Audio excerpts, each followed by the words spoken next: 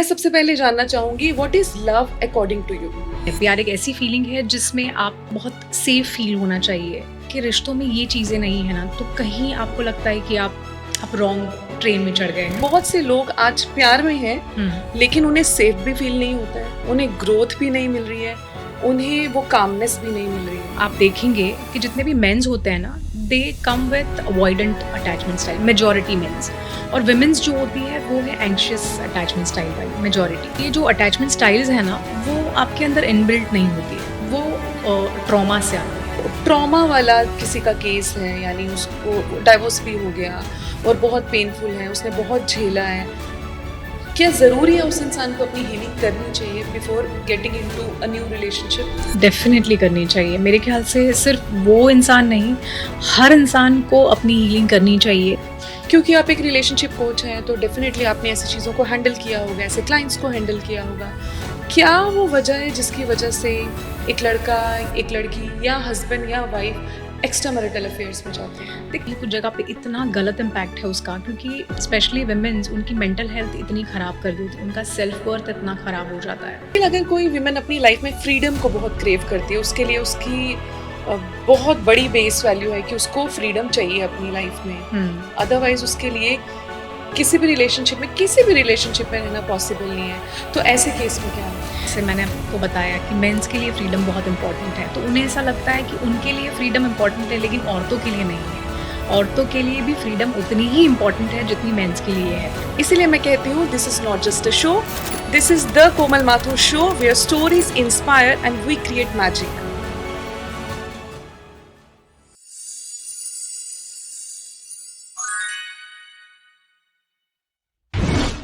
Hello, मैं हूँ आपकी होस्ट और आपकी दोस्त कोमल माथुर और आपका स्वागत करती हूँ अपने इस शो में जहाँ हम दिल खोल के बातें करते हैं। इसीलिए मैं कहती हूँ this is not just a show, this is the Komal Mathur show where stories inspire and we create magic. आज हम जिस टॉपिक पे बात करने वाले हैं उस टॉपिक से हम बहुत पावरफुली कनेक्टेड हैं। तो टॉपिक जानने से पहले क्यों ना हम अपने गेस्ट को वेलकम करें। So I am super excited to welcome Mamta Solanki, who is a well known फेरा singer, celebrity relationship coach and TV actress. आज वो हमें बताएंगे रिलेशनशिप के बारे में, बॉन्ड, कनेक्शंस, फ्रेंडशिप और ऐसी बहुत सी चीज़ों के बारे में डिटेल में। तो चलिए मिलते हैं ममता जी से on the set of the Komal Mathur show. Hello Mamta ji. Hi Komal, thank to you. आज भी मैं आपको वही कहूँगी कि आपको कहीं देखा देखा सा लगता है। सब लोग कहते हैं ऐसा। तो मेरी पहली मुलाकात में भी मैंने आपसे यही कहा था कि मुझे ऐसा क्यों लग रहा है कि मैंने आपको कहीं देखा है। सो आई एम वेरी हैप्पी कि आज आप मेरे शो में आए हैं और आज आप as a relationship coach relationship के बारे में इन डेप्थ बात करेंगे। तो जब बात रिलेशनशिप की आती है तो प्यार उसका बेस है। हम्म, तो मैं सबसे पहले जानना चाहूंगी what is love according to you? देखिए प्यार एक बहुत ही खूबसूरत सी फीलिंग है। सबके लाइफ में अलग अलग एक्सपीरियंस होता है, लेकिन अगर मुझे पूछेंगे कि प्यार क्या है तो मेरे लिए प्यार एक ऐसा फीलिंग है। प्यार एक ऐसी फीलिंग है जिसमें आपको बहुत सेफ फील होना चाहिए, आपको एनकरेजमेंट फील होना चाहिए, आपको इंस्पिरेशन फील होना चाहिए, आपको पीस फील होनी चाहिए। अगर आपके रिश्तों में ये चीज़ें नहीं है ना तो कहीं आपको लगता है कि आप रॉन्ग ट्रेन में चढ़ गए, काइंड ऑफ। तो प्यार जो है वो इट्स ऑल अबाउट ग्रोथ मेरे लिए। ओके, सो आपका कहना है कि प्यार वो है जहाँ आपको सेफ फील हो और ग्रोथ हो। So as a relationship coach, अब यहाँ पे मेरा आपसे ये सवाल है कि बहुत से लोग आज प्यार में हैं, हम्म, लेकिन उन्हें सेफ भी फील नहीं होता है, उन्हें ग्रोथ भी नहीं मिल रही है, उन्हें वो कामनेस भी नहीं मिल रही है। तो इससे आप कैसे यहाँ पर डिस्क्राइब करोगे? देखिए कैसे होता है ना, आजकल रिश्तों में सबसे पहले जो चीज़ मैटर कर रही है वो है अटैचमेंट स्टाइल।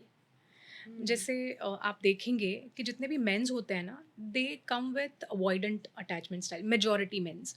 और विमेंस जो होती है वो है एंग्शियस अटैचमेंट स्टाइल वाली मेजॉरिटी। और इन लोगों का ऑलवेज आप देखिएगा कि इन लोगों का हमेशा रिलेशन हो जाता है और इनके रिलेशन में राइट, राइट। इतना क्योस होता है कि इनकी मेंटल हेल्थ भी ख़राब हो जाती है, बहुत सारी चीज़ें होती है इसमें। तो सबसे पहले तो हमें ये जानना है कि आप लोगों की अटैचमेंट स्टाइल कौन-सी है, और वो हमें पता चल जाता है शायद 1 या 2 मीटिंग्स में या 4-5 मीटिंग्स में ही आपको पता चल जाता है बातों से। हम्म। तो ये पहले जानना बहुत ज़रूरी है कि आपकी अटैचमेंट स्टाइल कौन-सी है। सो अटैचमेंट स्टाइल के लिए आपने जो 2 अभी अवॉइडेंट और अटैचमेंट का एक एग्ज़ाम एंग्शियस, हाँ। एंग्ज़ियस का बताया, आप उसे किसी एग्ज़ाम्पल में फिट करके बताओ ताकि हम आसानी से समझ सकें? देखिए अभी जैसे ये जो अटैचमेंट स्टाइल्स हैं ना, वो हुँ, आपके अंदर इनबिल्ट नहीं होती है। वो ओके। ट्रॉमा से आती है, स्पेशली चाइल्डहुड ट्रॉमा से आती है। कहीं आपने आपके घर में आपके पापा का बिहेवियर देख लिया, अवॉइडेंट है, या मदर का बिहेवियर देख लिया, शी इज़ एंग्शियस, हर चीज़ में वो एंग्शियस होती है। आपको पूछती रहती है, कहाँ जा रहे हो, क्या कर रहे हो? Most of the time she is asking, और कॉल करती रहेगी जब भी आप कहीं बाहर जाओगे। ऐसा उन होता उनके भी है। अंदर, हाँ, उनके अंदर बहुत फ़ियर होता है। हुँ, तो वो एक एंग्शियस अटैचमेंट स्टाइल का हिस्सा है। जैसे पापा होते हैं, आप देखिए कि पापा मेजॉरिटी आपसे दूर रहते हैं। वो ज़्यादा आपसे कनेक्टेड फ़ील नहीं करते। ऐसा नहीं है कि उन्हें कनेक्शन नहीं बनाना है, उन्हें बनाना है, बट बिकॉज़ उन्हें ऐसा लगता है कि नहीं, दूर रहें बच्चे, या ज़्यादा बात नहीं करें तो अच्छा है। जबकि लड़कियाँ चाहती हैं कि यार पापा के साथ बात करें, वो बहुत ज़्यादा कनेक्टेड फ़ील होना चाहती है। जब वो रिलेशनशिप में आती है, तो वो जो प्यार उन्हें पापा से नहीं मिला, वो चाहती है अपने पार्टनर से मिले। लेकिन आप देखिएगा कि वो ऐसे ही आदमी को अट्रैक्ट करेगी जिसको वो बचपन से देखती आ रही है। और हुँ। वो खुद भी ना चाहते हुए भी एंग्शियस अटैचमेंट स्टाइल वाली हो जाएगी, क्योंकि माँ का देखा हुआ है उसने। वही चीज़ उसके उसके अंदर आती है। तो ऐसे चीज़ें डेवलप होती है और इनसे रिश्ते बहुत ख़राब हो जाते हैं। Okay, so I had lot to ask, यानी कि जिस चीज़ के लिए हम बोल रहे हैं बचपन से मुझे ये नहीं चाहिए है, हुँ, आप उसी को अट्रैक्ट कर उसी लें। को अट्रैक्ट करते हैं। तो इसलिए हमें ये सोचना चाहिए कि हमें एग्ज़ैक्टली क्या चाहिए, हुँ, फर्स्ट ऑफ ऑल। सेकेंडली, अगर हमें हमारे फादर ने इग्नोर किया है, अभी मुझे लग रहा है ये चीज़ बहुत चेंज हो रही है, आजकल फादर ज़्यादा अटैच्ड और ओपन अप हैं विद देयर डॉटर्स। हुँ, लेकिन अगर आपके फादर आपके साथ ओपन अप नहीं है, तो आप उनके लव और अटेंशन के लिए क्रेव करेंगे। Hmm, then you might be attract that kind of person कि आप चाहोगे वो आपको प्यार दे, लेकिन वो भी आपके फादर की तरह ही रिएक्ट कर रहा है। प्यार करेगा, हुँ। लेकिन वैलिडेशन नहीं देगा वैसे आपको।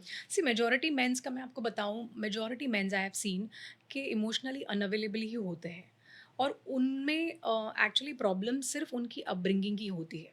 ऐसा नहीं है हुँ, कि वो लोग खुद इमोशनली अनअवेलेबल है या होना चाहते हैं, बट उनकी अपब्रिंगिंग ऐसी होती है कि बचपन से ही इमोशन से उन्हें इतना दूर रखा जाता है, या उन्हें ये बताया नहीं जाता है कि आपके इमोशंस को कैसे लोगों के सामने आप बताएँ। कैसे रेगुलेट करें अपने इमोशंस को। तो ये नहीं बताया जाता, इसका सबसे ज़्यादा असर अगर किसी पर पड़ता है तो वो है उनके रिलेशनशिप्स पर। हुँ।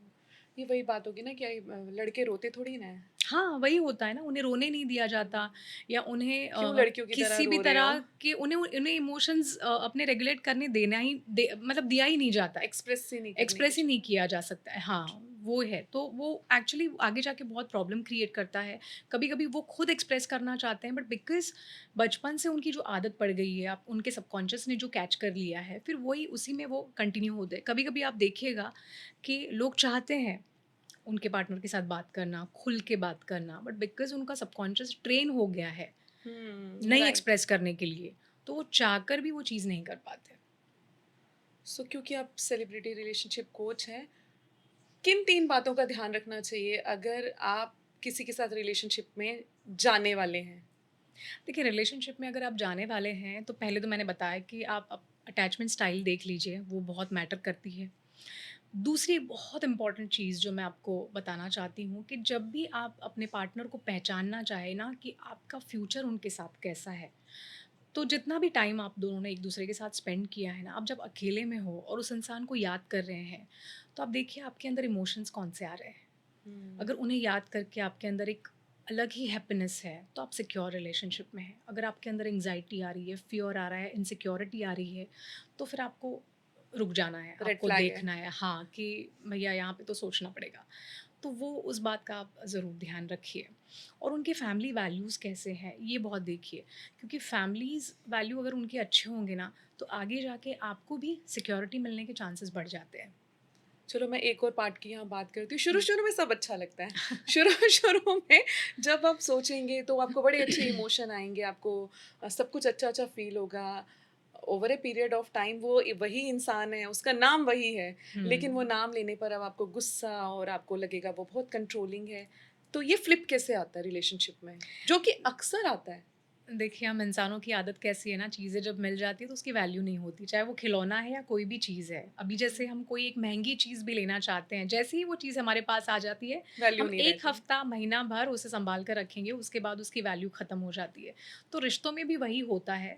बट हाँ, एक-दूसरे के प्रति अगर प्यार बरकरार है या रिस्पेक्ट बरकरार है, तो फिर ये थोड़ी चीज़ें लॉन्ग लास्टिंग हो जाती हैं। बट ये आपको मेंटेन करना है और दोनों साइड से वो इक्वली होना चाहिए। कोई एक इंसान अगर ट्राई कर रहा है या दूसरा नहीं कर रहा है, तो आगे जाके प्रॉब्लम्स आने ही आने हैं।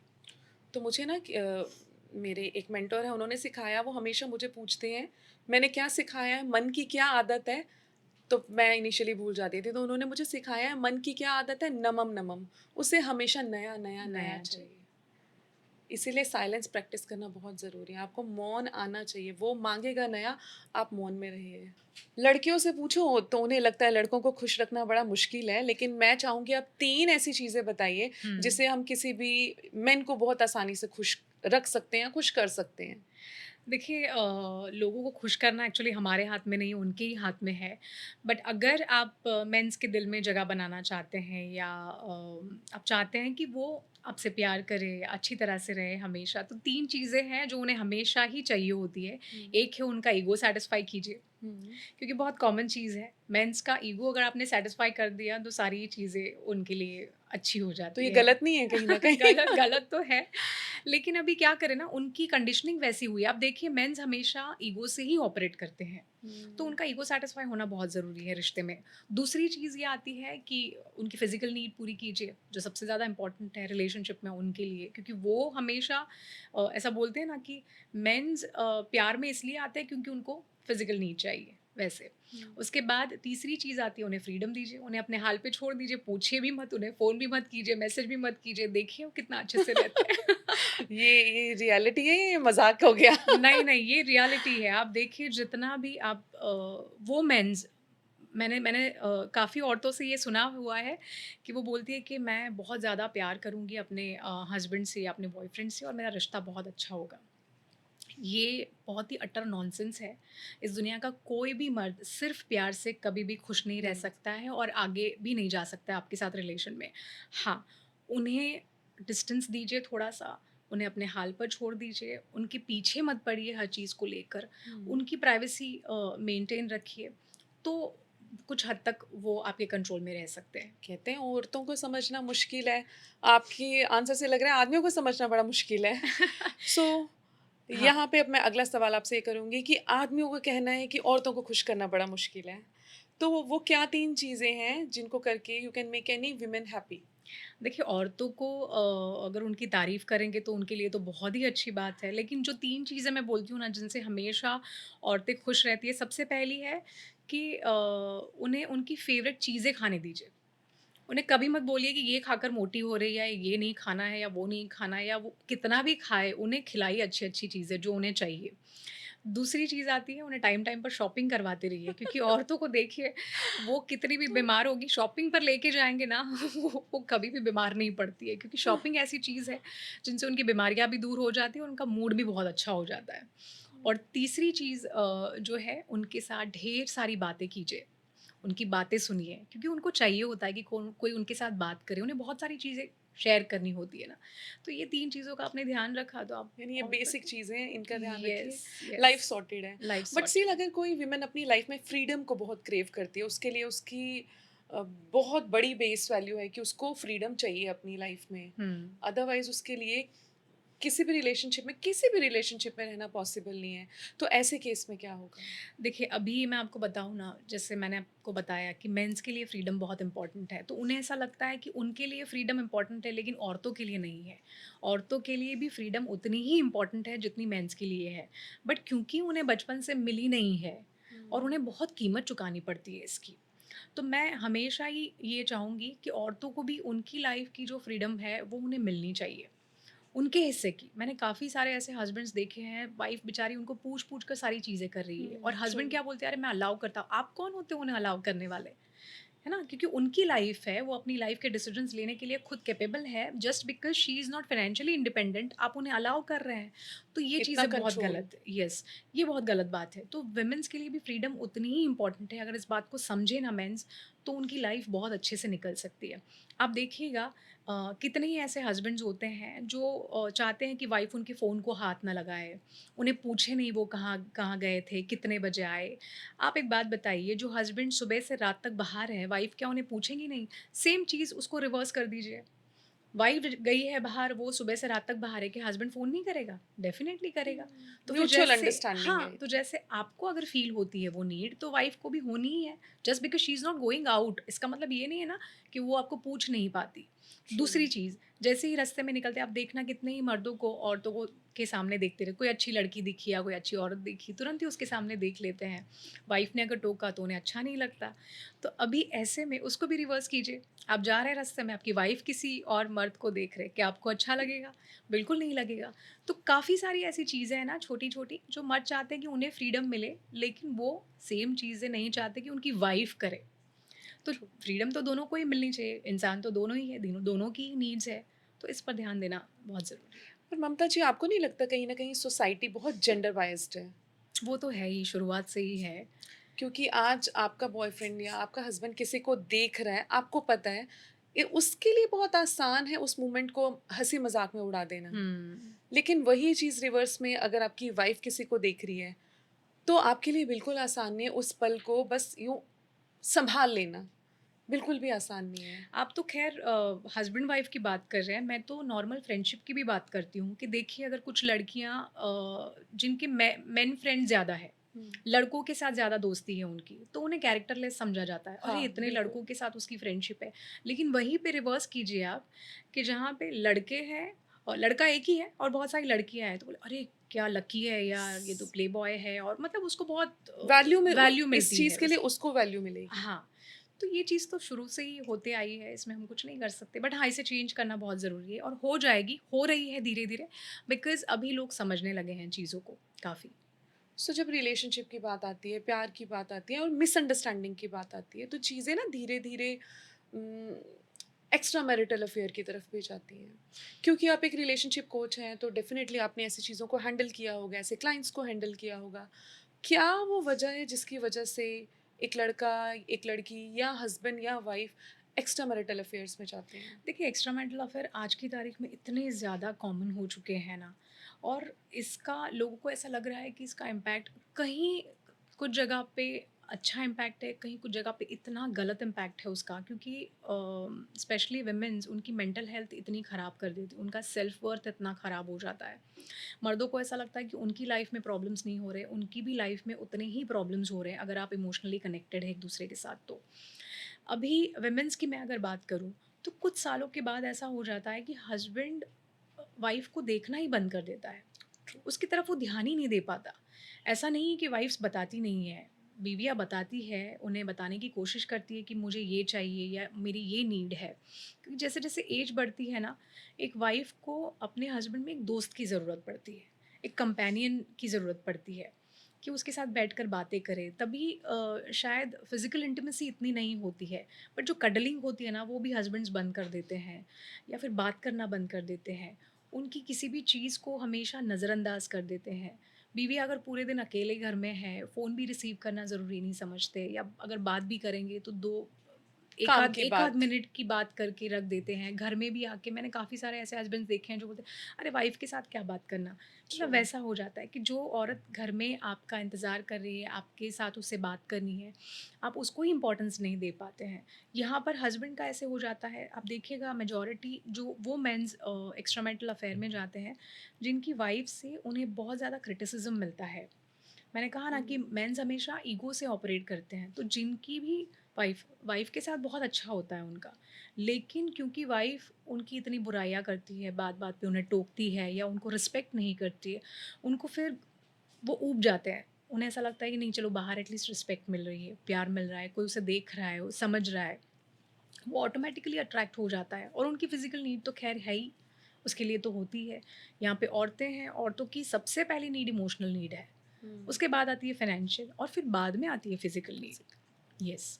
सो अगर कोई इंसान कॉन्शियसली एक्स्ट्रा मैरिटल अफेयर में नहीं जा रहा है, वो नहीं जाना चाहता, पर सामने से उसको कोई ऐसा इंसान मिल रहा है जो उसके इमोशंस को अंडरस्टैंड कर रहा है, वैल्यू कर रहा है, नर्चर कर रहा है, तो ऑटोमेटिकली एक कनेक्शन बिल्डअप हो ये जाता तो है। स्वाभाविक सी बात है ना, किसी के साथ भी हो सकती है ये चीज़ें। अभी जैसे आप पूरा दिन अकेले बैठे हो, आपको दोस्त चाहिए, कोई अचानक से कोई इंसान आपके साथ आकर बात करेगा, आपके साथ अच्छी हुँ, बातें करेगा और आपको आदत पड़ जाएगी उसके साथ बात करना। आपकी इमोशनल नीड सैटिस्फाई हो रही है, आप डेफ़िनेटली उससे अट्रैक्ट हो जाएँगे। आप नहीं चाहते हुए भी काफ़ी चीज़ें कर सकते हैं और मेजॉरिटी केसेज़ में ऐसे ही होता है। कोई नहीं चाहता है कि अपना घर तोड़कर या अपने परिवार को तोड़कर वो दूसरे रिलेशनशिप में जाए। बट बिकॉज़ आपकी नीड है और वो सैटिस्फाई होनी भी ज़रूरी है, इसलिए आप अपने आप को रोक ही नहीं सकते। ओके, सो बहुत से लोग सुन रहे होंगे हमें, यहाँ पे मैं एक बहुत डायरेक्ट क्वेश्चन आपसे पूछना चाहती हूँ। मान लीजिए कोई इस तरह के रिलेशनशिप में है, हुँ, एक्स्ट्रा मैरिटल रिलेशनशिप में है, उसको पता है कि जिस भी पार्टनर के साथ वो है, चाहे वो मेल है या फीमेल है उसके सामने, वो सेटल्ड है, हुँ। क्या फ्यूचर है उसका? फ्यूचर तो कुछ भी नहीं है। देखिए मैं आपने अभी एक्स्ट्रामैरिटल अफ़ेयर की बात निकाली है, तो मैं एक चीज़ सभी औरतों को पूछना चाहूँगी कि देखिए आपने शादी की है किसी एक इंसान से और ऑब्वियसली शादी की है तो परिवार के, समाज के सामने आपने शादी की है, उन्होंने आपको अपनाया है, आपकी रिस्पॉन्सिबिलिटी ली है, आपके बच्चे भी हैं, आपने बहुत कुछ किया है उनके लिए। बट फिर भी अगर वो इंसान आपको आपके इमोशंस को वैलिडेशन नहीं दे पा रहा है या आपको समझ नहीं पा रहा है, आपके साथ जस्टिस नहीं कर पा रहा है, तो आपको लगता है कि कोई पराया इंसान जिसको आप ठीक से जानते भी नहीं हो, आपको पता भी नहीं वो इंसान क्या है, कैसा है, आपके साथ रहने वाला है, नहीं रहने वाला है, उसके साथ रिलेशन में आप वो इंसान आपके साथ जस्टिस कभी कर पाएगा? हुँ, तो ये सवाल हर औरत को अपने आप से पूछना चाहिए कि मेरा पति अगर मेरे साथ जस्टिस नहीं कर पाया, तो एक पराया आदमी मेरे साथ कैसे जस्टिस कर सकता है? अब यहाँ पे फिर से एक सवाल है कि मान लीजिए जस्टिस कर गया, हुँ। तो क्या एक्स्ट्रा मैरिटल अफेयर में रहना चाहिए या it's better to give divorce to the previous person and to carry forward with legacy, एक तरीके से आप आगे बढ़ो उस वैसे ही रिलेशनशिप करना में? चाहिए क्योंकि अगर देखिए आपका मतलब दोनों साइड से इक्वल अंडरस्टैंडिंग है, लव है, तो मेरे ख्याल से I think divorce is the best solution. आप अपनी नई लाइफ शुरू कीजिए क्योंकि यहाँ ऐसा हो जाएगा ना कि आप ना यहाँ ठीक से रह पाएँगे, ना ना वहाँ वहाँ ठीक ठीक से से रह रह पाओगे। पाओगे। मतलब आप सुख शांति के लिए कर रहे हो, खुश रहने के लिए कर रहे हो, तो अल्टीमेटली वो आपको ऐसे यहाँ भी नहीं मिलेगी। देखो, आप एक रिलेशनशिप कोच हो, आप इस तरह के क्लाइंट्स हैंडल करते हो, तो आपको क्या लगता है अब फीमेल्स का थिंकिंग पैटर्न कैसे है? Earlier it was very easy for a men to divorce female, ठीक है? हुँ। अब कैसा है? क्या वुमेन्स के लिए इतना ईज़ी है? अब उनकी मेंटालिटी में वो चेंज है? कहते हैं हर कुछ 20 इयर्स के बाद ना सोसाइटी में एक ट्रांसफॉर्मेशन आती है। तो वो क्या ट्रांसफॉर्मेशन है डिवोर्स को ट्रांसफॉर्मेशन आ लेकर? ही गया है ना अभी। पहले मेन्स लेते थे डिवोर्स, अभी वुमेन्स वुमेन्स लेने लेते लगी हैं, है। राइट। क्योंकि वो चीज़ें अभी एक्सेप्ट करने के लिए तैयार नहीं है। पहले के ज़माने में ऐसे था कि औरतें पढ़ी-लिखी नहीं थी, उन्हें फाइनेंशियल सपोर्ट नहीं था। आज की लड़कियाँ पढ़ी-लिखी है, फाइनेंशियली इंडिपेंडेंट है, तो ये सबसे बड़ा उनका प्लस पॉइंट वो समझती है कि डिवोर्स लेने के लिए उनके लिए ईज़ी है। बट मैं ये कहना चाहूँगी कि देखिए डिवोर्स ईज़ी तो है, बट रिलेशनशिप ईज़ी नहीं है। आज आपका रिश्ता इनके साथ खराब हुआ है, उसकी क्या गारंटी है कि दूसरे के साथ आप शादी करोगे तो वहाँ आपका रिश्ता अच्छा होगा? और रिश्ते ट्रू। की तो ज़रूरत पड़ती ही है। अनलेस एंड अनटिल बहुत ज़्यादा बड़ा रीज़न है रिश्ते तोड़ने का, उसके बाद आप मेरे ख़्याल से डिसीज़न लीजिए, ज़्यादा अच्छा है।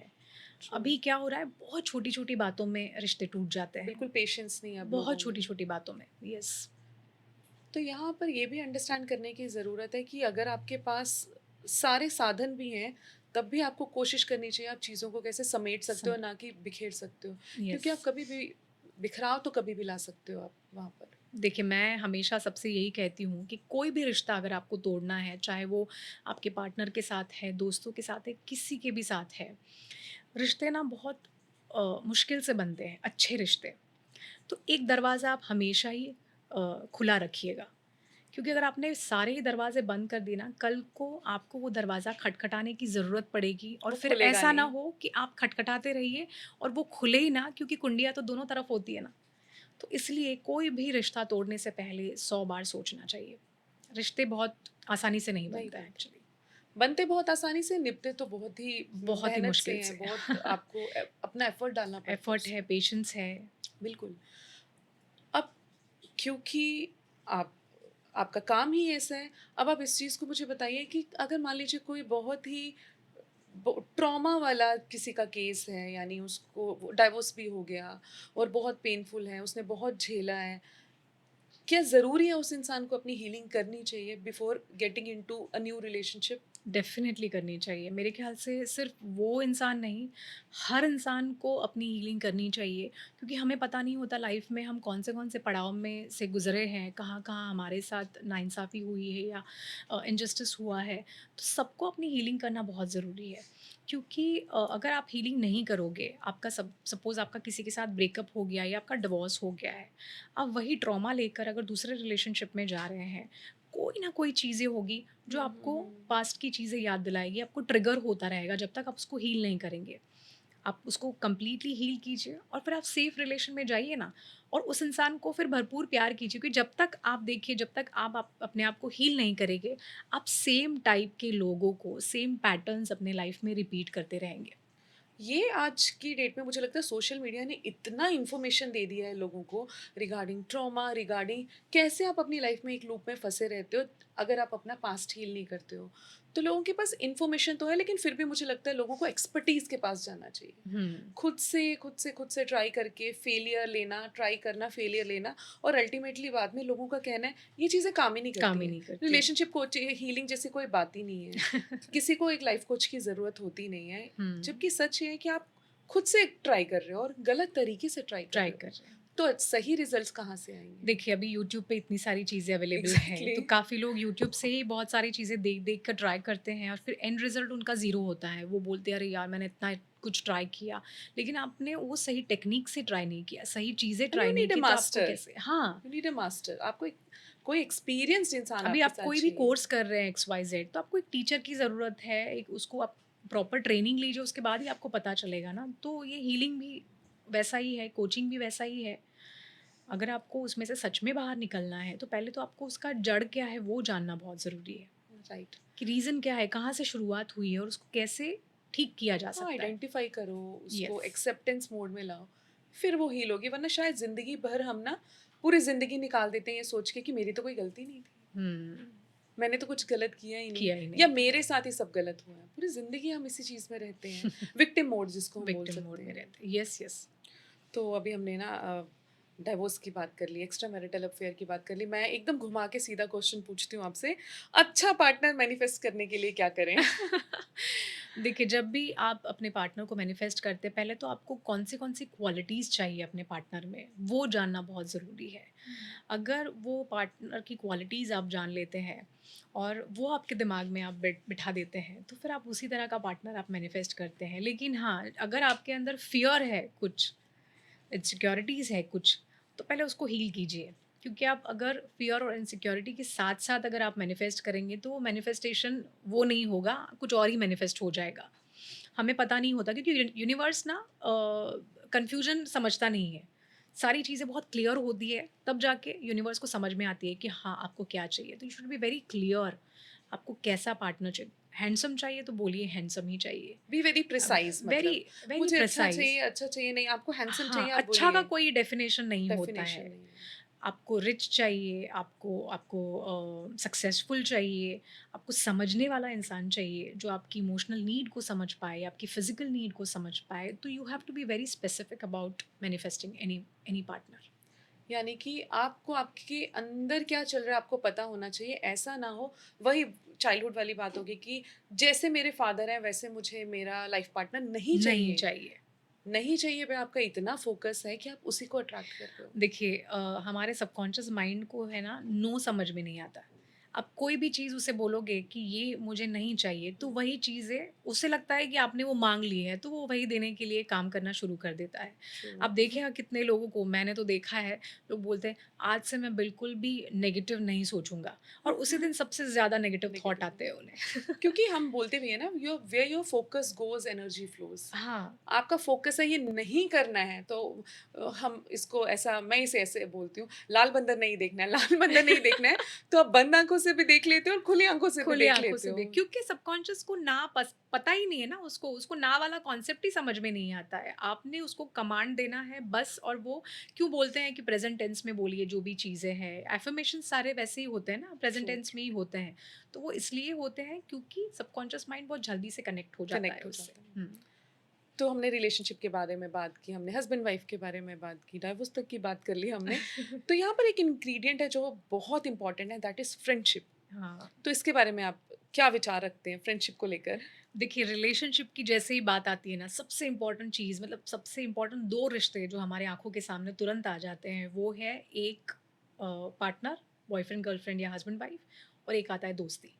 ये 2 ही रिश्ते, और आप देखिएगा कि हमारे सारे रिश्ते खून के रिश्ते हैं, ब्लड हुँ, रिलेशनशिप है। मम्मी, जैसे पापा, मम्मी-पापा, भाई-बहन। भाई-बहन, चाचा-मामा, बुआ-मासी, सारे ही रिलेशन। ये 2 रिश्ते ऐसे हैं ना जो खून के नहीं हैं, फ्री विल है। लेकिन इनका इम्पैक्ट आप अपनी लाइफ़ में देखो बहुत ज़्यादा है। हुँ, ये आपकी लाइफ में इतना ज़्यादा इन्फ्लुएंस करते हैं ना कि लोग बोलते हैं ना कि अच्छी दोस्ती मिल गई तो हुँ, लाइफ बन जाती है, और अगर अच्छा दोस्त नहीं मिला तो वही लाइफ पूरी ख़त्म हो जाती है। वहीं पे अगर अच्छा लाइफ पार्टनर या अच्छा पार्टनर मिल गया तो लाइफ बन जाती है, और अगर नहीं मिला तो पूरी ज़िंदगी बर्बाद। बर्बाद हो जाती है। इसलिए बोलते हैं कि सोच समझ कर दोस्ती कीजिए और सोच समझ कर पार्टनर प्यार चुनिए, कीजिए। प्यार कीजिए। एग्ज़ैक्टली। तो किस तरीके के दोस्तों से हमें दूर रहना चाहिए? हाँ, कोई देखिए ये, क्वालिटीज़? यस, क्योंकि दोस्ती की जब भी बात आती है ना, हमेशा ही लोग बोलते हैं, "अरे! मुझे तो बहुत गलत एक्सपीरियंस हुआ है, मुझे तो बहुत बुरा एक्सपीरियंस हुआ है।" क्योंकि क्या है ना, हमें बाउंड्रीज़ सेट करना नहीं आता है, हम सबके लिए हुँ, अवेलेबल रह जाते हैं। हमें ऐसा लगता है कि हम अच्छे हैं, तो दूसरे भी अच्छे ही हैं। लेकिन कुछ चीज़ें आपको देखनी है दोस्तों में, अगर आपको लग रहा है कि ये चीज़ें हैं, तो आपको डिस्टेंस रखना है उन दोस्तों से। सबसे पहले वैसे दोस्त जो सिर्फ़ आपको काम पड़ने पर याद करते हैं। हुँ, सिर्फ़ उन्हें काम होता है तभी वो आपको फ़ोन करेंगे या मैसेज करेंगे, अदरवाइज़ वो गायब हो जाते हैं। जब आपको उनकी ज़रूरत होगी, तो वो ना फ़ोन रिसीव करेंगे, ना मैसेज का रिप्लाई करेंगे, ना कुछ। दूसरे आते हैं वैसे लोग जो आपकी पीठ पीछे बातें करते हैं, आपके साथ बहुत अच्छे से रहेंगे। हुँ, बैक बिचिंग। हाँ, और आपकी बातें भी सब जान लेंगे, आपकी पर्सनल बातें जान लेंगे, लेकिन फिर दूसरों के सामने ही आपके बारे में बातें फैलाएँगे, आपकी नेगेटिव बातें करेंगे। तो ये लोग हुँ, भी बहुत ज़्यादा डेंजरस होते हैं। ऐसे लोगों से भी डिस्टेंस रखना चाहिए। कुछ लोग ऐसे होते हैं जो आपका इतना मतलब कोई नहीं है उनके पास, कॉल कर लिया, "अरे हाँ, ये तो है ना मेरे पास, चलो इसके साथ टाइम पास कर लेते हैं।" फिर जैसे ही उनके पास लोग आ जाएँगे, आपको अब भूल भूल जाएँगे। जाएँगे। तो राइट। वैसे भी लोगों से आपको डिस्टेंस रखना है। और वो क्या क्वालिटीज़ हैं जब जिससे हमें पता चलता है ये इंसान बहुत अच्छा है, इसके साथ दोस्ती रखनी चाहिए? देखिए, सबसे इम्पोर्टेंट क्वालिटी अगर दोस्ती में मैं बोलूँ ना, तो सारे रिलेशन एक तरफ, एक ऐसा दोस्त एक तरफ, जिसके साथ आप कुछ भी शेयर कर सकते हो। आप अपनी घर की बातें शेयर कर सकते हो, आप अपनी छोटी से छोटी बात उसको बताते हो, ब्रेकफ़ास्ट में क्या खाया, डिनर में क्या खाया था, कपड़े कौन से पहने हैं, किधर जाना है, क्या है, लाइफ़ में कहाँ क्या पंगा हुआ है, सारी चीज़ें जिसके साथ आप दिल खोल कर शेयर कर सको ना, वही आपका सबसे अच्छा दोस्त है, और ऐसा दोस्त होना भी चाहिए होना एक, भी है ना? चाहिए। हर किसी का एक दोस्त होना चाहिए, नो मैटर। और जब मैं कभी ऐसे लोगों को देखती हूँ जो 60s में हैं, 70s में हैं और वो बताते हैं ये मेरी स्कूल स्कूल। की फ्रेंड है, इतना अच्छा लगता है उनको देखकर, इतना अच्छा लगता है उनको देखकर कि हमें लगता है कि शायद वो एरा अच्छा था, वो हाँ। समय अच्छा था जहाँ पर वो रिश्ते चलते थे। हुँ। आजकल तो चैलेंज है, कहीं न कहीं चैलेंज है क्योंकि सब बिज़ी भी हैं अपनी लाइफ़ में। रिश्तों का इम्पोर्टेंस कम हो गया है बहुत ज़्यादा। सोशल मीडिया, मटेरियलिस्टिक भी हो गई हैं चीज़ें। हाँ, क्योंकि चीज़ें बहुत न्यूक्लियर फैमिलीज़ हो गए। पहले तो जॉइंट फैमिली रहती थी, नेबर्स के साथ भी इतने अच्छे रिश्ते थे। और अभी ऐसा हो गया है कि न्यूक्लियर फैमिली, आजू-बाजू में कौन रह रहा है पता ही नहीं है। कभी-कभी आप नीचे उतरते हो तो लोग अच्छा ये अपनी बिल्डिंग में रहती है, वैसा राइट, हो राइट, राइट। जाता है। सो आपने बोला कि पहले का समय ऐसा था, सीरियसली मैं इस चीज़ को शेयर करना चाहूँगी आपसे। मैं 6th में थी जब मेरी मदर एक्सपायर हुई। ओके। तो वो जो आस-पड़ोस के घर थे ना, जो आंटियाँ लोग थी ना, उन्होंने इतना किया, इतना ध्यान रखा कि कभी पता ही नहीं चला। किसी के घर में शादी होती थी, वो ऐसे रियलाइज़ करवा देते थे कि हमारे घर की शादी है, तो हम वहीं रहते थे। हुँ। यहाँ तक कि बहुत पुराने टाइम की बात करूँ तो छुट्टियों में गाँव जाया जाता था ना, गाँव जा रहे हैं, तो वो जा रहे हैं और हम भी जा रहे हैं उनके साथ गाँव। ओके। कितने दिन के लिए? वो 20 दिन के लिए जा रहे हैं, हम भी 20 दिन के लिए जा रहे हैं। तो वो सच में वो समय था कि सबने मिलके सब सँभाल लिए, पर आज नहीं है वो समय।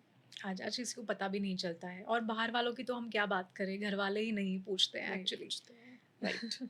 दोस्ती में आपने इस चीज़ को देखा होगा, कई लोग बहुत ओवर गिवर होते हैं क्योंकि दोस्त है, प्यार है, करना मैं है। खुद ही हूँ। हाँ, हम सब रहते हैं एक पॉइंट ऑफ टाइम के हाँ। बाद, बस हम समझते भी हैं। इतने ओवर गिवर हैं, जैसे दोस्त का कॉल आया, मम्मी से डाँट खा लेंगे, पापा से डाँट खा लेंगे, लेकिन अपने दोस्त का काम करेंगे। उनको सुनेंगे, उनको समय देंगे, उनको वैल्यू देंगे, हर चीज़ आपके पूरे इमोशंस लुटा देंगे। लेकिन जब आपकी उस इंसान की खुद की बारी आती है, तो वही दोस्त उसको पलट के ना सुनता है, ना समय देता है, ना वैल्यू करता है, ना हेल्प करता है। तो हुँ, ऐसे बहुत से लोग आज भी हैं। हुँ। तो उनके लिए आप क्या टिप देना उनके लिए चाहेंगे? वही है, बाउंड्रीज़ सेट करो। देखो कि कौन सच में आपके लिए है। ये देखिए, आज की तारीख में चीज़ें ऐसी हो गई है ना, कि अगर आपको किसी के लिए करना है ना, तो उतना ही करो जितना वो चाहते हैं। उतने हुँ, ही अवेलेबल रहो जितने वो आपके साथ रहते हैं। उतनी ही चीज़ों के लिए हाँ बोलो जितनी चीज़ों के लिए वो आपको बोलते हैं। क्योंकि अगर आपने ये चीज़ें नहीं की ना, फिर ऐसा हो जाएगा कि आप देखते ही रहोगे और सामने वाला आपके लिए कुछ करेगा भी नहीं, और आप कुछ बोल भी नहीं सकते ना। क्योंकि अगर आपने सामने वाले को गलती से भी ये बोल दिया, मैंने तुम्हारे लिए ये किया खत्म। था, तो सामने वाला तुरंत आपको क्वेश्चन पूछेगा, मैंने थोड़ी बोला था, ये तो यही तुमने होता है, एग्ज़ैक्टली किया। यही होता है।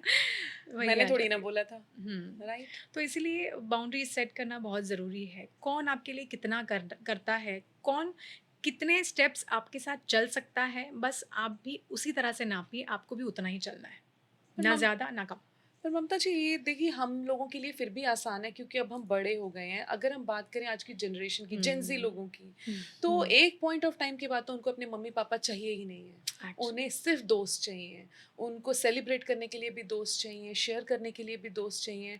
तो ये जेन ज़ी लोग अगर आपको सुन रहे हैं, आप उनको क्या एडवाइस करोगे? नहीं, नहीं, देखिए उनकी एज ऐसी है ना, कि उन्हें दोस्तों के साथ, मतलब दोस्तों के अलावा और कुछ दिखेगा भी दिखता नहीं ही है नहीं उन्हें। है, राइट। बट एक टाइम ऐसा आ जाता है ना, जब उन्हें सच में रियलाइज़ होता है। मैंने एक बहुत ब्यूटीफुल मैसेज कहीं पढ़ा था, कि आज जो मैं अपने बेटे को बता रहा हूँ ना, हुँ। वो नहीं, एक बेटे ने कहा था ये, कि मुझे मेरे पापा ने जो आज बताया ना, वो मुझे 20 साल के बाद समझ में आया। हाँ, सबके साथ यही होता है। तो हाँ, तो हमारे साथ भी वही है। तो मैं अगर किसी भी यंगस्टर को, मेरा खुद का बेटा 20 साल का है, लेकिन मैं उसे कितनी चीज़ें समझाती हूँ, उसके समझ में नहीं आती ये चीज़ें, क्योंकि उनकी एज ही वैसी है। वो हम कुछ कर नहीं सकते, बट हाँ, उन्हें ये बताया जा सकता है कि देखिए, पेरेंट्स के साथ भी आपका रिश्ता उतना ही इम्पोर्टेंट है जितना आपके दोस्तों के साथ है। यहाँ मैं आपको बीच में एक सवाल करना चाहूँगी कि आपको लगता है कि वो समझ नहीं रहा है, या एज़ अ रिलेशनशिप कोच आप इस चीज़ को अंडरस्टैंड कर रहे हो कि उसके सबकॉन्शियस में सब जा रहा है?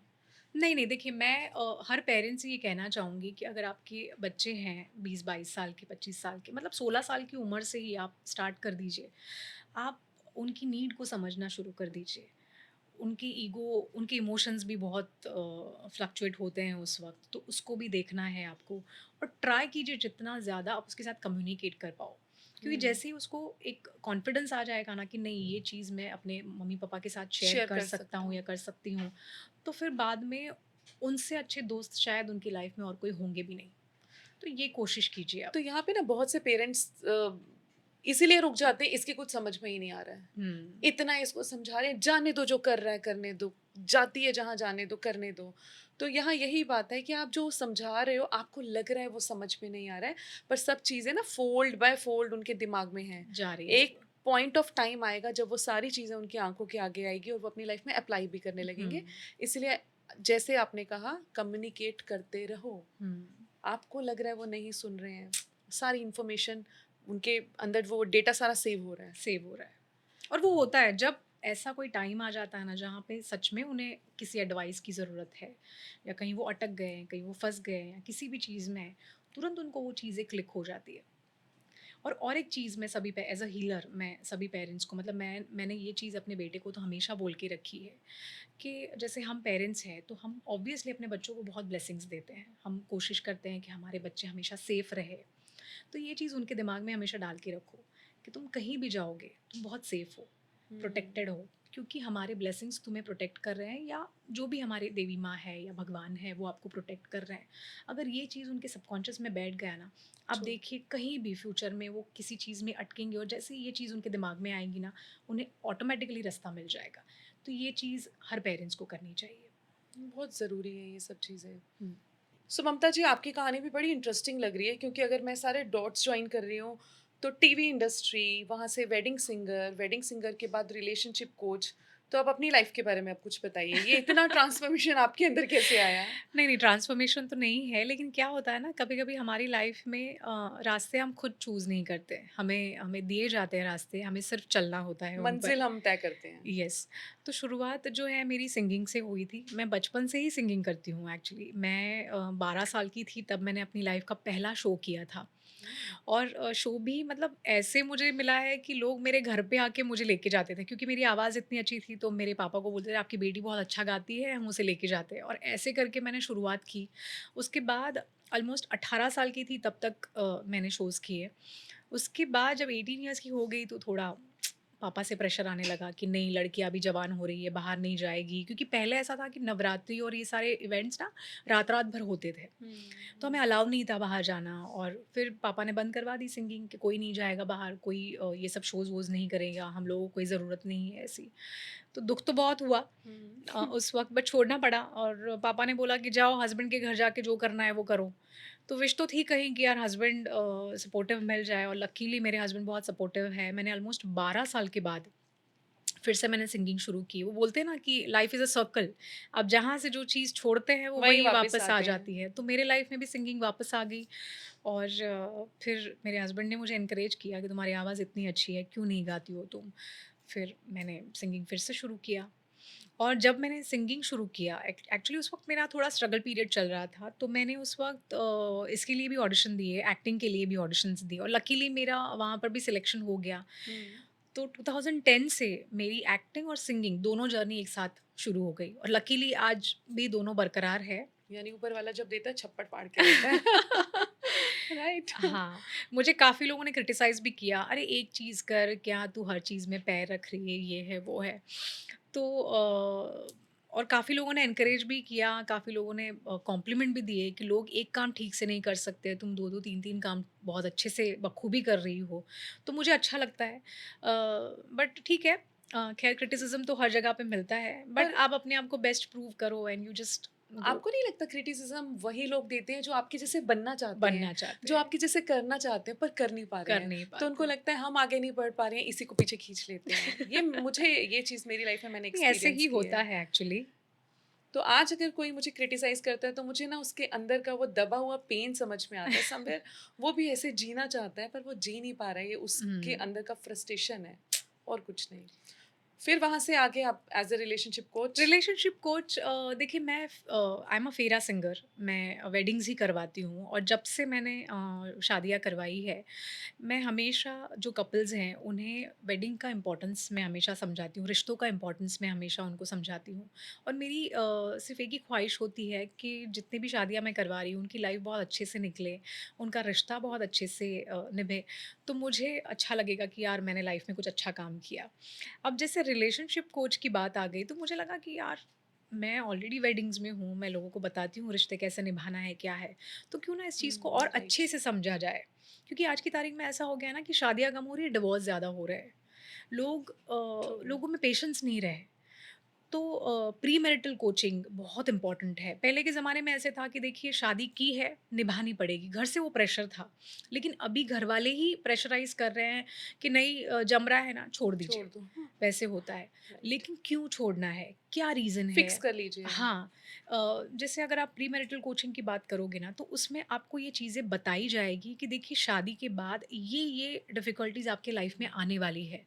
तो आपको पहले से ही उसकी तैयारी करके रखनी है, ताकि क्या है ना आपके अंदर आपकी लाइफ में बहुत ईज़ी हो जाएगा, आप रिश्ता कितना आसानी से निकाल एक सकते हैं। मैच्योरिटी का लेवल आपका बढ़ जाता यस, है। क्योंकि हर 5 से 7 साल में हम सबके इमोशनल नीड चेंज होती है, हमारी फाइनेंशियल नीड चेंज होती है, फिज़िकल नीड चेंज होती है। हम खुद बदल जाते हैं। तो ये चीज़ें तो वैसे भी होने ही वाली है। हुँ। आपके लाइफ में चेंजेस आने ही वाले हैं, लेकिन अगर आपका अपने सबकॉन्शियस पे कंट्रोल है, आपके अंदर अवेयरनेस है, आप इमोशनली इंटेलिजेंट है, तो आप सारी चीज़ें बहुत आसानी से कर सकते हैं। इमोशनल इंटेलिजेंस बहुत ज़रूरी है, ये बात बहुत, आपने बहुत ज़्यादा। बहुत सही बात कही। क्योंकि आप मैरेजेज़ में खुद रहते हैं, तो आपको लगता है कि अभी they are more into spending a lot, uh, ऐसे मेहंदी ऐसी होनी चाहिए, फेरे ऐसे होने चाहिए, वेन्यू ऐसा होना चाहिए, ड्रेस ऐसी होनी चाहिए, सेलिब्रिटी ये आना चाहिए। ये इतनी ही वैल्यू वो उन फेरों को भी देते हैं, उन रस्मों को भी देते हैं, रिचुअल्स पे भी लोगों का उतना ही ध्यान होता है। नहीं, देते हैं, रस्मों को भी उतना ही इम्पोर्टेंस देते हैं, लेकिन मैं शायद जितने भी पेरेंट्स हैं या जितने भी मेरे क्लाइंट्स हैं या जो भी ऑडियंस मुझे सुन रही है, मैं सबको ये बताना चाहती हूँ कि देखिए, आप अपने इवेंट्स को तो बहुत ग्रैंड बनाते हैं, आप वेडिंग्स को बहुत ग्रैंड बनाते हैं, उतना ही अगर आप अपने रिश्तों को ग्रैंड बनाएँगे, आप मैरिज को ग्रैंड बनाएँगे, इस कॉन्सेप्ट को, इस फाउंडेशन को अगर आप ग्रैंड बनाएँगे, हुँ। तो शायद आपकी आने वाली पीढ़ी में भी चीज़ें बहुत अच्छी हो जाएगी। सो रिश्तों को समझना बहुत ज़रूरी है। जैसे आपने रस्मों की बात की, तो म्यूज़िकल फेरा एक ऐसा कॉन्सेप्ट है जो पहले जब मैंने तो ये कॉन्सेप्ट सुन के ही मुझे ये कॉन्सेप्ट इतना पसंद आया, तो मैं इसी में हूँ, मैं यही करती हूँ। पहले जब मैंने 15 साल पहले स्टार्ट किया था, तो बहुत 4-5 लोग ही ये चीज़ करते थे। अभी ऐसा हो गया है कि अभी एक्चुअली इसकी जो ऑथेंटिसिटी है, वो गायब हो गई है। सिर्फ़ शो ऑफ शो रह गया ऑफ है। एग्ज़ैक्टली। लोग सिर्फ शो ऑफ करने के लिए ये कॉन्सेप्ट कर रहे हैं, तो मुझे बहुत बुरा लगता है कि यार म्यूज़िकल फेरा एक्चुअली वो चीज़ है जहाँ पे आपको मैरिज का इम्पोर्टेंस समझना है, जहाँ पे क्योंकि देखिए ये म्यूज़िकल फेरा जो कॉन्सेप्ट है, इसको वैदिक फेरा बोला जाता है। हुँ। शास्त्रोक्त पद्धति से आप ये फेरे करवाते हैं। तो ये शास्त्रोक्त पद्धति कहाँ से आई? हमारे जो वेद और सनातन से शास्त्र, आई है। हाँ, वहाँ से आई। आपको पता है कि नहीं पता नहीं, ब्रह्मा जी ने सबसे पहला विवाह करवाया था वैदिक परंपरा से, शास्त्रोक्त पद्धति से। उसके बाद जितने भी हमारे पृथ्वी पर जितने भी कपल्स आए, उन सबकी शादियाँ फिर वैदिक परंपरा से शुरू हुई। हुँ, बाकी आप जे देखोगे भगवान जितने भी हैं, उनके गंधर्व विवाह हुए हैं। सिर्फ़ हुँ, वरमाला पहनाई और शादी हो गई। उन्होंने कभी फेरे नहीं लिए। हुँ, लेकिन जो हमारा पहला कपल, जो पृथ्वी का पहला कपल है, जो मनु और शत्रुपा, हुँ, शत्रुपा यानी कि पृथ्वी, जो पृथ्वी जी की ब्रह्मा जी की बेटी है, हुँ, हुँ। उनकी शादी उन्होंने सबसे पहले यहाँ से करवाई थी और उसके बाद ये जो वैदिक परंपरा है, उसकी शुरुआत हुई। लोग कहीं न कहीं भूलते भूल जा रहे गए। हैं और वेस्टर्नाइज़ेशन में बहुत जा रहे हैं, बहुत बहुत, ज़्यादा। बहुत। और कुछ बचा-खुचा तड़का आप सोशल मीडिया लगा देते हैं। People are more into telling other कि क्या चल रहा है उनकी लाइफ में। तो हुँ। आप खुद उस चीज़ को फ़ील नहीं कर रहे हो, बस आप दिखावे में बहुत ज़्यादा हो रहे हैं और ये सबके साथ है। देखिए, मैरिज की अगर मैं बात करूँ ना, तो उसमें भी जैसे पुरुष और प्रकृति ऐसे बोला गया है। हमारे शास्त्र में भी पुरुष और प्रकृति मतलब स्त्री को स्त्री नहीं कहा गया, उसको प्रकृति कहा गया है।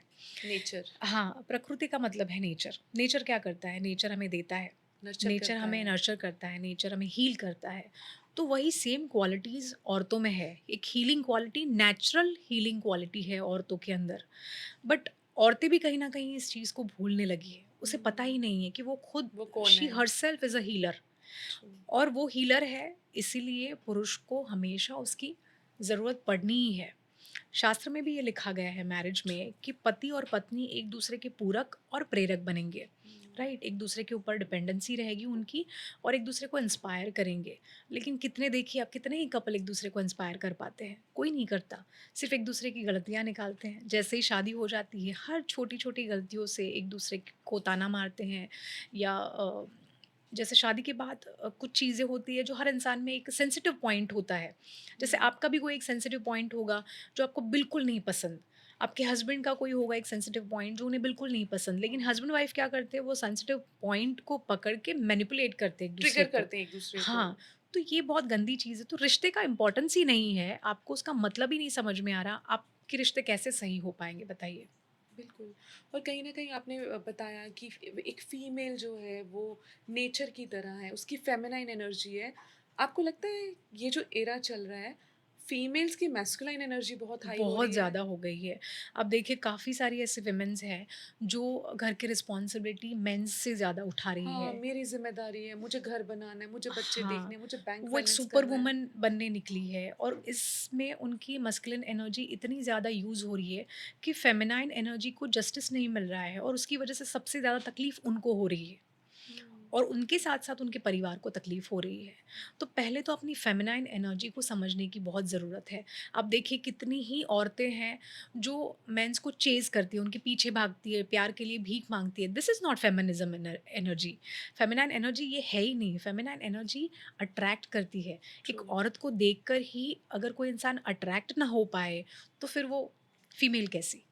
राइट। तो ये जो कोर चीज़ें हैं, यही भूलने लगी हैं औरतें। एज़ अ हीलर मैंने इस चीज़ को अंडरस्टैंड किया है अपनी हीलिंग के दौरान भी कि जब एक फीमेल की मैस्कुलाइन एनर्जी बहुत हाई हो जाती है, तो उसकी ऑटोमेटिकली फेमिनाइन बहुत ड्रॉप होती है। मैस्कुलाइन क्या कहती है, सारी मेरी ज़िम्मेदारी है, मुझे ये सब कुछ हुँ। करना है। और फेमिनाइन एनर्जी कहती है, मैं दूँगी, मैं प्यार करूँगी, मैं माफ़ करूँगी, मैं हील करूँगी, मैं नर्चर करूँगी। ये इम्बैलेंस कहीं न कहीं आगे जाके इतना प्रॉब्लम करता है कि फीमेल्स कंसीव तक नहीं कर पाती। येस, डेफ़िनिटली, क्योंकि वो स्ट्रेस तो रहता है ना, स्ट्रेस, वो स्ट्रेस ट्रॉमा में बदल जाता है और ट्रॉमा उसके में, बाद फिर वो आपकी बॉडी में स्टोर हो उनको रहा है वो येस, इमोशन। तो एज़ अ हीलर मैंने ऐसे केसेस भी हैंडल किए हैं और ये आप बिल्कुल सही बोल रहे हो कि शास्त्रों ने कहा है कि जो नारी है वो प्रकृति है, प्रकृति है। वो नेचर है, वो फेमिनाइन एनर्जी की एकदम मालकिन है वो उस चीज़ की, येस, और हम येस। उस चीज़ को ही भूलते जा रहे हैं। आप देखिए ना, जैसे हमारे 3 भगवान हैं, ये तो बहुत अच्छी बात है, लेकिन लोगों को नहीं पता है। हमारे 3 भगवान हैं, ब्रह्मा, विष्णु, महेश। अभी इनकी भी जो पत्नियाँ हैं, जैसे ब्रह्मा जी है, वो है क्रिएटर, विष्णु जी है, वो है ऑपरेटर, और शिव जी है, वो है डिस्ट्रॉयर। डिस्ट्रॉयर। अभी जैसे किसी चीज़ का हमें क्रिएशन करना है, तो हमें किसकी ज़रूरत पड़ती है? इंटेलिजेंस की। तो उनकी पत्नी कौन है? माँ सरस्वती। सरस। विद्या की देवी है, इंटेलिजेंस की देवी है वो। उसके बाद आते हैं विष्णु जी, तो वो है ऑपरेटर। अभी संसार को चलाते हैं, इस दुनिया को चलाते हैं, तो दुनिया को चलाने के लिए किसकी ज़रूरत पड़ती है? लक्ष्मी की। लक्ष्मी जी। तो उनकी पत्नी माँ लक्ष्मी है। अभी यहाँ शिव जी आ जाते हैं, तो वो है डिस्ट्रॉयर। किसी चीज़ का हमें विनाश करना है, किसी को ख़त्म करना है, तो हमें किसकी ज़रूरत पड़ती है? पावर की, शक्ति की। तो उनकी शक्ति पत्नी की। कौन है? माँ शक्ति। तो अब यहाँ भी बैलेंस भगवान है। को देखिए, भगवान को भी अगर कंप्लीट होने के लिए उनकी पत्नियों की ज़रूरत पड़ती है, तो फिर हम तो नॉर्मल इंसान हैं ना। पर हम भूल रहे हैं। बट भूल रहे हैं लोग कि राइट। हम कंप्लीट तभी हो सकते हैं, और यही से तो आपका मैरिज का जो फाउंडेशन वो शुरू होता है। बहुत ब्यूटीफुल आपने कॉन्सेप्ट दिया है, बहुत ही यस, प्यारा है कि अगर भगवान को ज़रूरत है तो हमें समझना चाहिए हम इंसानों को तो इंसान हैं। और अगर हम ये समझ जाएँगे हमारी लाइफ भी बहुत अच्छी हो जाएगी। अच्छी हो जाएगी। बहुत यस, बहुत अच्छी हो जाएगी। लाइफ में बैलेंस सिर्फ और सिर्फ पति पत्नी से आता है। क्यों पति पत्नी का रिश्ता, या क्यों ये मैरिज का फाउंडेशन बना है आपकी लाइफ में बैलेंस करने के लिए? आप देखिए, हमारे जितने भी रिश्ते होते हैं, एक टाइम के बाद सारे ही चले जाते हैं। अगर कोई एक रिश्ता एंड तक रहता है, वो है सिर्फ पति पत्नी। हुँ, अगर दोनों जिंदा है, तो सिर्फ बिल्कुल। वो दोनों ही साथ में रहते हैं एक दूसरे के।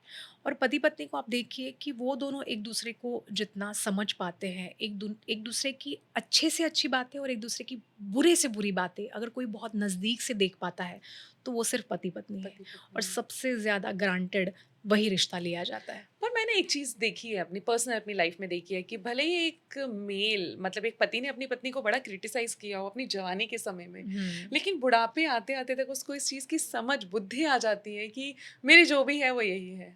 बट तब तक बीवी खत्म हो जाती है, उसका हाँ, क्या?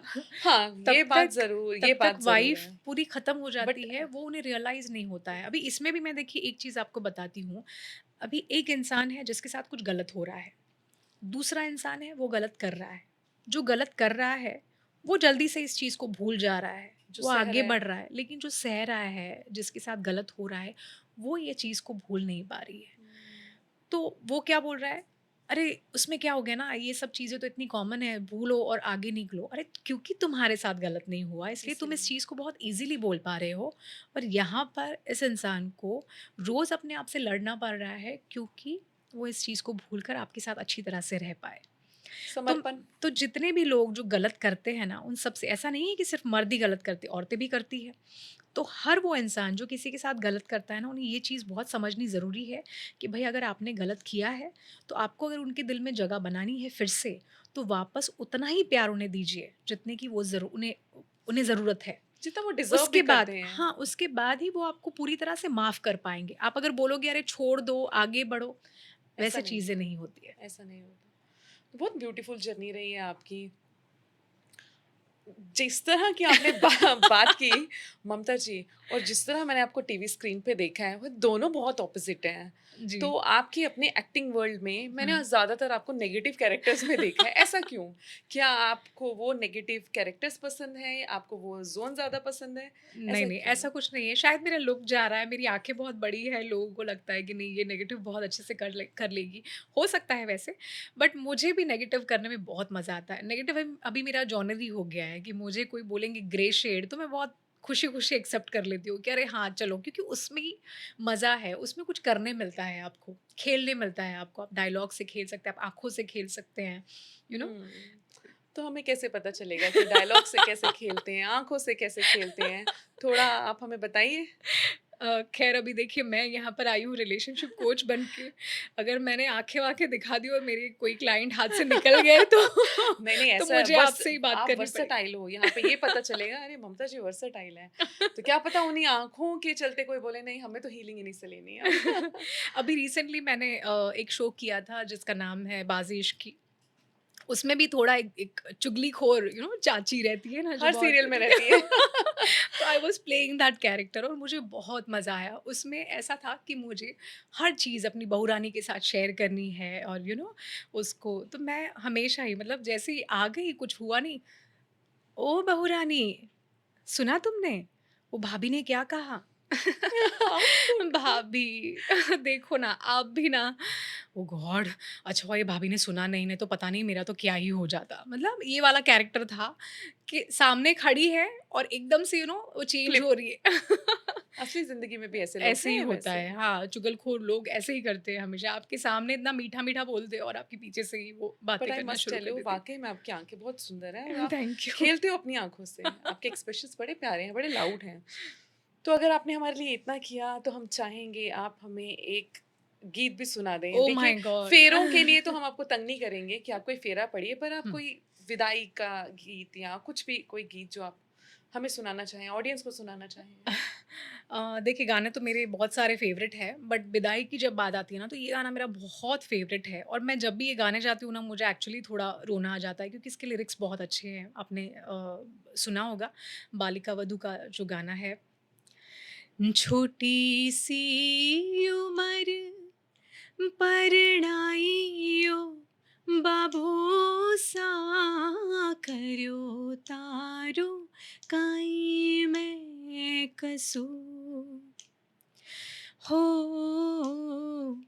कर्यो तारो काई मैं कसू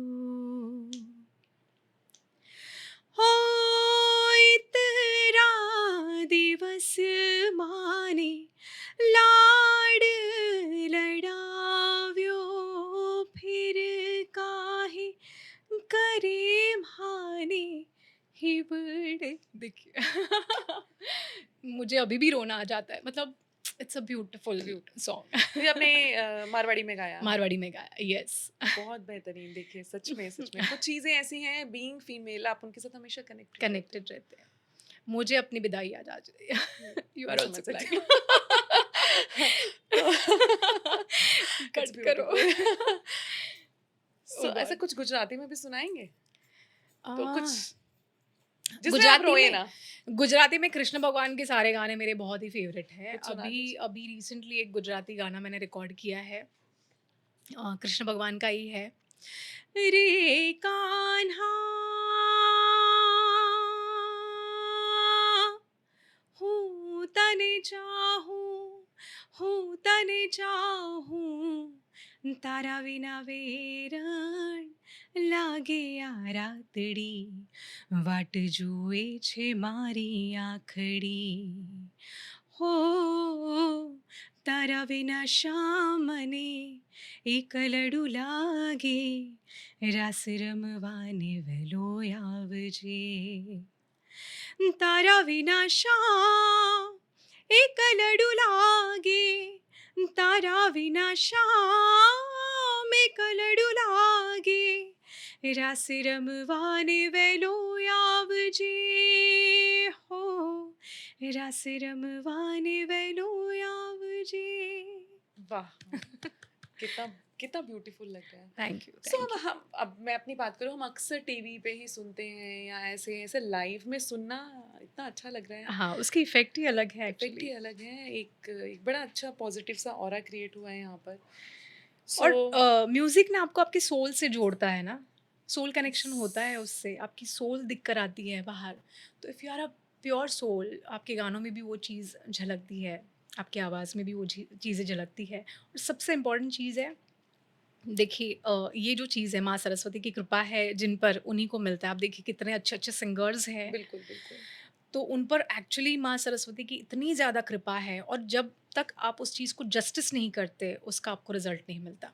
बिल्कुल, आपके पास कोई भी शफ़ा है, आपको उसकी कदर करना बहुत बहुत ज़रूरी है, ज़रूरी है। बहुत ज़रूरी है। आप उसको फॉर ग्रांटेड लेंगे, तो वो यूँ गायब हो जाएगी। हुँ, इसीलिए आपको अपनी जड़ों से जुड़े रहना बहुत ज़्यादा ज़रूरी है। यस, तो हमने आपको रुला दिया, हमने आपके साथ हँस लिया, हमने आपको हँसा दिया, हमने भजन सुन लिया, हमने गाना सुन लिया। अब हम बस एक छोटा-सा रैपिड फायर राउंड करेंगे, जिसमें आपको डेफ़िनेटली। बहुत ज़्यादा सोचने की लिए हम समय ज़रूरत नहीं नहीं है। देंगे। ओके, तो चलो शुरू करें रैपिड फायर राउंड, रेडी बिल्कुल। हैं आप? Yes, yes, absolutely. और ये आपके लिए, ममता जी को क्या पसंद है, coffee dates or long walks? Long walks. Texting or calling?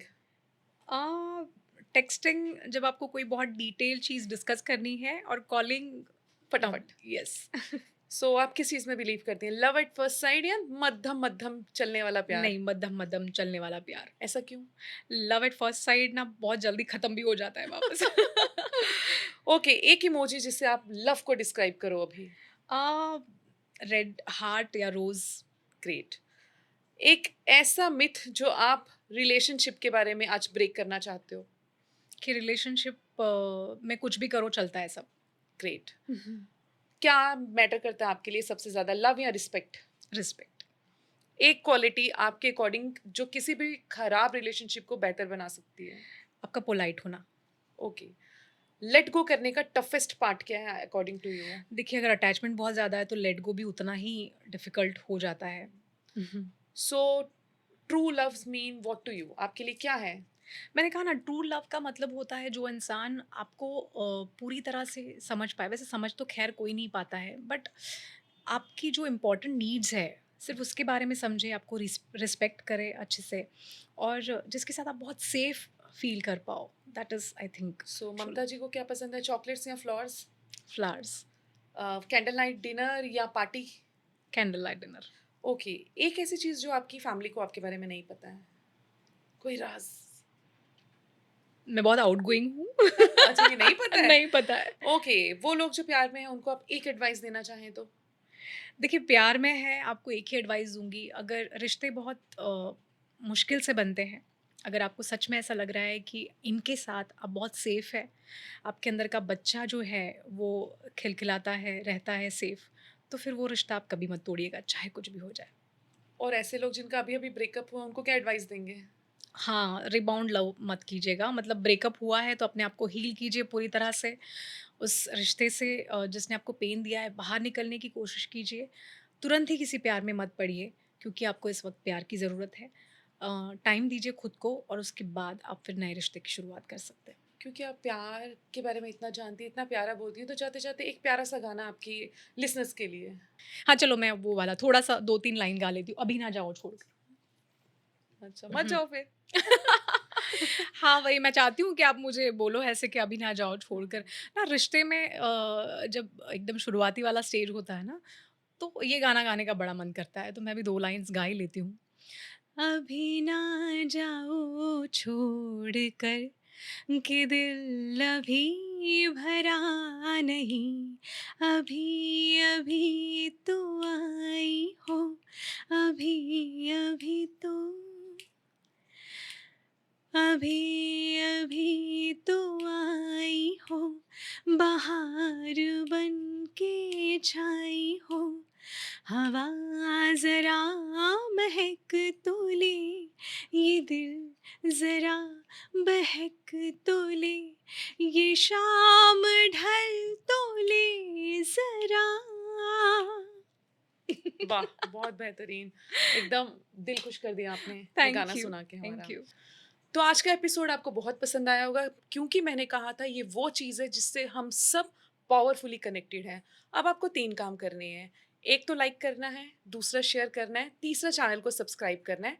एक और काम, आपको ये एपिसोड अपने उस दोस्त के साथ ज़रूर शेयर करना है जो रिलेशनशिप में है या रिलेशनशिप में किसी तरीके के चैलेंज फेस कर रहा है या फ्रेंडशिप में कोई ना कोई तरह की गड़बड़ वो फेस कर रहा है, तो ये अब आपका काम है।